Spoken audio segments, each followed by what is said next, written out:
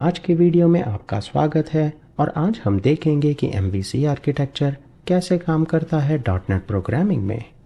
आज हम सिर्फ थियरी को देखेंगे और समझेंगे कि MVC क्या है और कैसे उसमें काम होता है।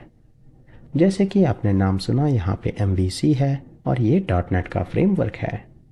तो MVC बेसिकली स्टैंड करता है मॉडल, व्यू और कंट्रोलर के लिए। ये तीन शब्द हो गए और ये बहुत ही क्रिटिकल है जब आप MVC आर्किटेक्चर में काम कर रहे हो। तो याद रखिए मॉडल, व्यू और कंट्रोलर। सबसे पहले हम देखते हैं मॉडल। मॉडल का मतलब है कि जो भी डेटा पे आप काम कर रहे होंगे आपके पास वो क्लास होगा।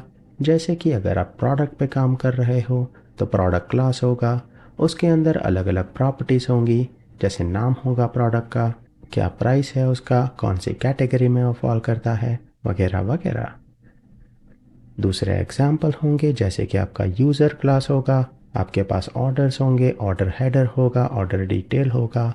वो जो भी मॉडल्स होंगे आपकी वेबसाइट के वो फॉल करेंगे मॉडल के अंदर। जब मैं मॉडल बोल रहा हूँ तो इसका मतलब ये नहीं है कि वो अलग प्रोजेक्ट में होंगे। हो सकता है वो सेम प्रोजेक्ट में हो पर एक अलग फोल्डर में होंगे जहाँ पे आप सारे मॉडल्स एक साथ रखेंगे। तो मॉडल बेसिकली रिप्रेजेंट करता है shape of the data.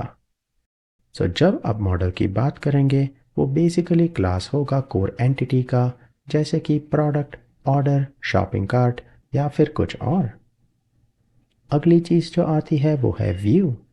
View represents the user interface. User interface का मतलब है कि जब आप वेबसाइट खोलते हो तो आपको स्क्रीन पे जो भी UI, तो आपको स्क्रीन पे जो भी दिखता है उसको यूज़र इंटरफेस बोलते हैं। और finally heart of the application जिसको बोलते हैं डॉट नेट में वो है कंट्रोलर। कंट्रोलर आपके पूरे आर्किटेक्चर का हार्ट या ब्रेन, कुछ भी बोलो, जो मेन कंपोनेंट है वो है कंट्रोलर। आप देख सकते हैं कंट्रोलर हैंडल्स यूज़र रिक्वेस्ट और वो एक इंटरफेस या मिडलमैन एक्ट करता है मॉडल्स और व्यूज़ के बीच में। मैं आपको समझाता हूँ एक छोटे से एग्जांपल के साथ। मान लीजिए एक यूज़र है जिसने वेबसाइट पे कहीं पे क्लिक किया, तो बटन क्लिक करने पे क्या होगा? तो जैसे ही यूज़र क्लिक करेगा रिक्वेस्ट जाएगी कंट्रोलर के पास। कभी भी वेबसाइट में कहीं पे भी कुछ भी क्लिक करेंगे ऑलवेज सबसे पहले हम जाएंगे कंट्रोलर के पास। तो रिक्वेस्ट पहले कंट्रोलर के पास आती है और वो देखता है कि ठीक है, यूज़र ने यहाँ पे ये वाला बटन क्लिक किया है तो उसके अकॉर्डिंग मुझे प्रोडक्ट मॉडल में से डेटा लाना है। तो वो प्रोडक्ट मॉडल को यूज़ करेगा और वो डेटाबेस में से डेटा लाएगा। और अगर वो डेटा को व्यू में डिस्प्ले करवाना है तो वो फिर व्यू के पास जाएगा और जो डेटा वो लेकर आया उसको वो व्यू में डालेगा। और फिर कंट्रोलर पूरा रिस्पॉन्स बिल्ड करेगा कि ये है जो फाइनल चीज़ यूज़र के क्लिक पे उसको वापस दिखनी चाहिए। और वो रिस्पॉन्स वापस सेंड करेगा यूज़र के पास। तब जाके यूज़र को दिखेगा कि बटन क्लिक पे लेट से उसको प्रोडक्ट डिटेल्स देखनी होगी। तो कंट्रोलर वो सारी डिटेल्स लाएगा और उसके साथ साथ वो यूज़र इंटरफेस को भी लोड करेगा और फिर वो पूरा रिस्पॉन्स यूज़र को वापस भेज देगा। अब अगर ये बहुत ज़्यादा कंफ्यूजिंग लग रहा है तो चिंता मत करें।